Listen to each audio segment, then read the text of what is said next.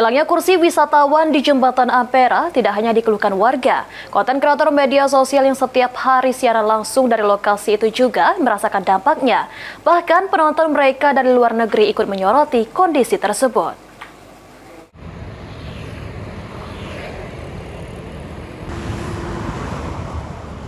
Kursi-kursi besi yang disediakan untuk pengunjung Jembatan Ampera kembali raib. Padahal fasilitas itu baru saja dipasang oleh Dinas Perhubungan Kota Palembang untuk menunjang kenyamanan wisatawan. Salah satu konten kreator media sosial yang setiap hari live dari atas Ampera, Rizal, menyampaikan, hilangnya kursi justru menjadi bahan perbincangan hangat saat siaran.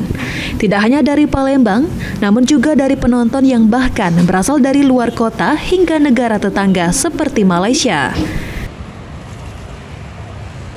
Kursi dikasih untuk diduduki, bukan untuk ini malah hilang. Ya banyak kak, kadang di komen di TikTok, kak tahu nggak kursi hilang? Iya. Siapa aku bilang?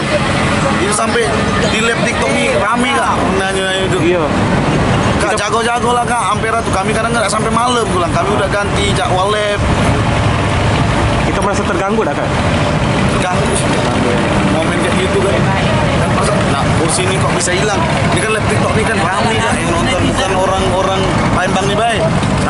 Sampai orang luar Malaysia tahu kursi hilang katanya. Ditanya.